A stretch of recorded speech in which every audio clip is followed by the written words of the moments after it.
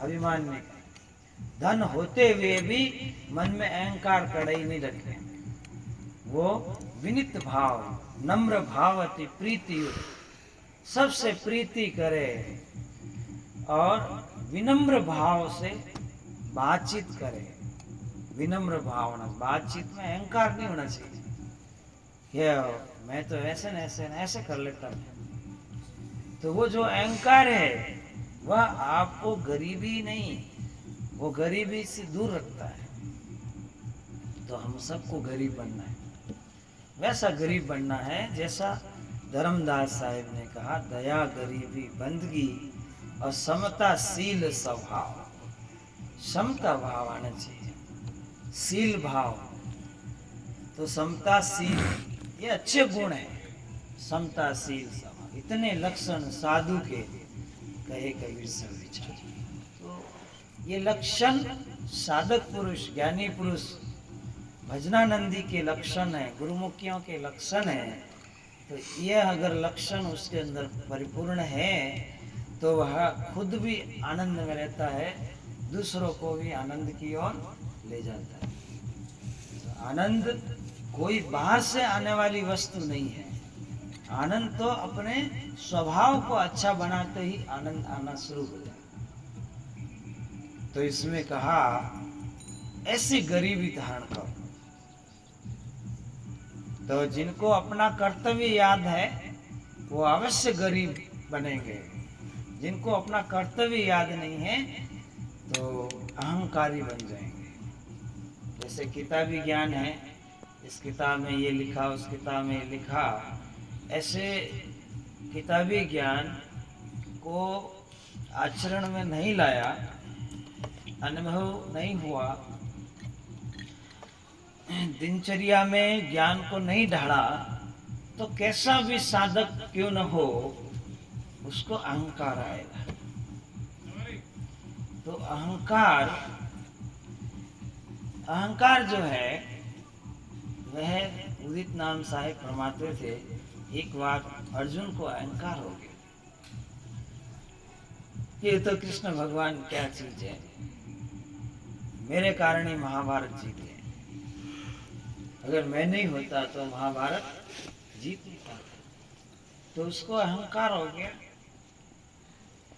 अहंकार हुआ तो उसका अहंकार का खंडन कैसे हुआ कि काबा लूटी गोपियां, वही अर्जुन वही बाण। तो जिस समय कृष्ण भगवान कहते हैं कि भाई गोपियों को लेके आइए, वो लेने के लिए जाते हैं तो बीच में कालबेलियों की बस्ती होती है, तो वो लूट लेते हैं, लूटने की कोशिश करते हैं। उस समय अर्जुन के साथ जो कृष्ण जी की ताकत रहती, शक्ति रहती, दया रहती, वो खींच लेते हैं और अब अर्जुन अकेला है। नहीं फूटे।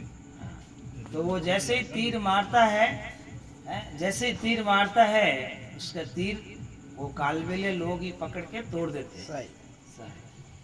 मतलब तीर चलन नहीं पाई, तीर चलते ही नहीं है।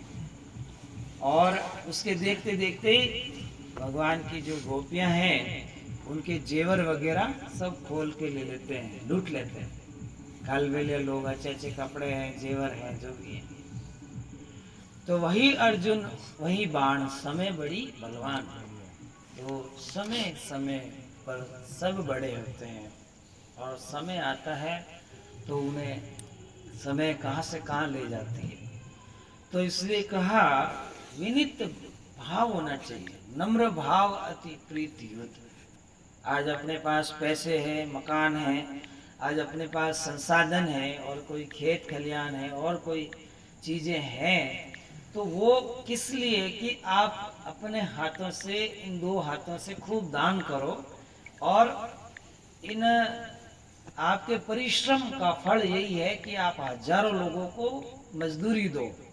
अगर आपके पास धन ज़्यादा है तो आपके आश्रित लोग रह कर के वो आगे बढ़े और गरीबों की मदद हो, तो आपका वो पैसा और धन और वो संपत्ति और वो जमीन का आपने स्वागत किया, नहीं तो आपने उसका अनादर किया, इसलिए इस जन्म में ठीक है, अगले जन्म में नहीं मिलेगी, क्योंकि आपने जो चीज मिली उसका अहंकार कर लिया। जैसे कई देखते हैं कि कई मास्टर लोग हैं जो बच्चों को पढ़ाते हैं, पढ़ाते लोभ में पड़ जाते हैं, बच्चों से खूब पैसा मंगाते हैं, कई समस्या आती।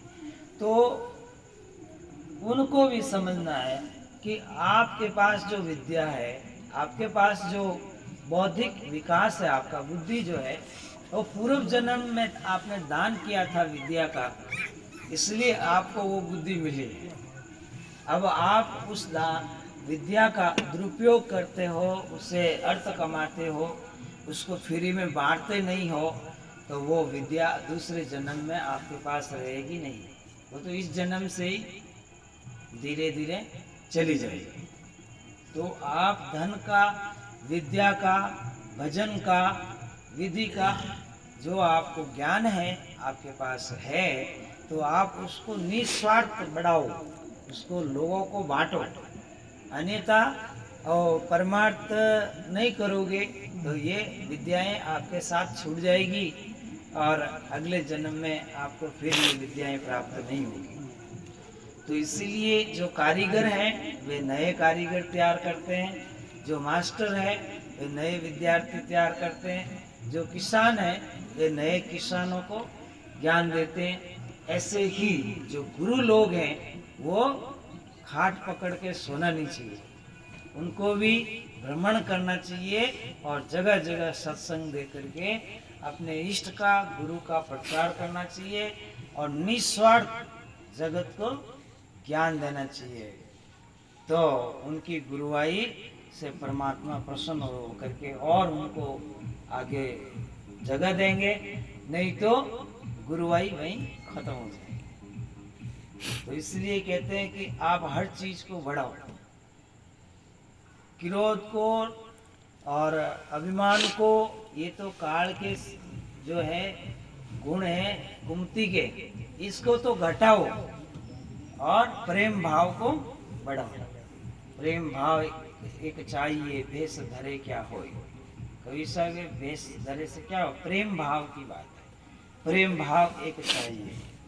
तो क्या चाहिए, जितना धन नहीं चाहिए, जितना मान नहीं चाहिए, उससे चाहिए प्रेम।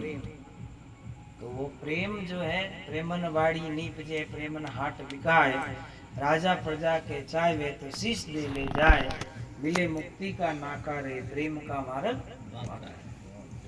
तो दो देश थे, दो देश से विद्यार्थी विश्वविद्यालय में पढ़ने आते थे, तो वो आपस में मित्र बन गए। तो वो उन दोनों का देश अलग अलग था, परंतु वो शाम होते ही अपने मित्र को याद करते थे। और जब एक मित्र ने पत्र लिखा कि मैं बहुत दुविधा में हूँ, मैं बहुत कष्ट में हूँ, तो वो देश में पहुंचा, कागज पत्र 1 महीना लग गया।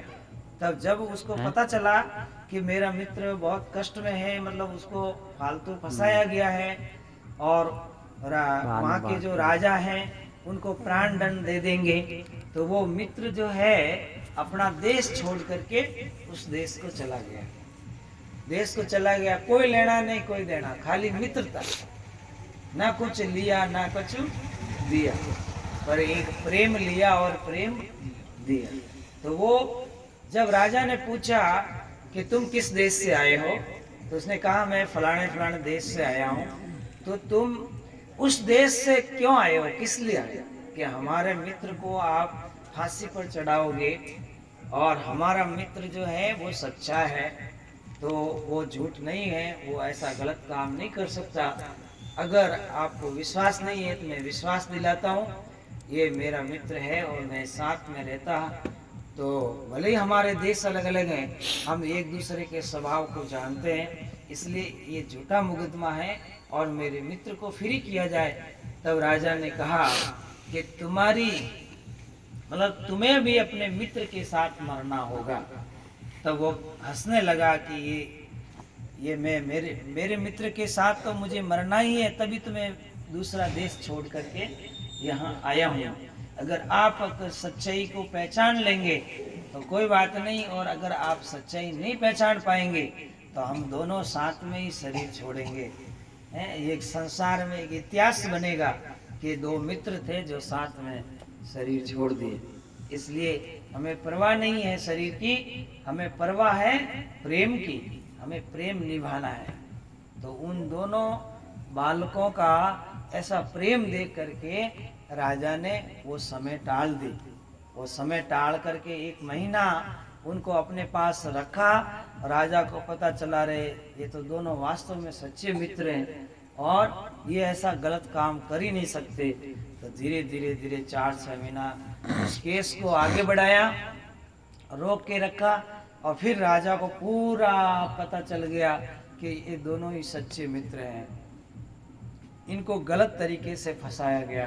फिर राजा ने उन दोनों को अपने यहाँ नौकरी दे दी और जो गलत थे उनको दंड दिया, उनको राज से निकाल दिया।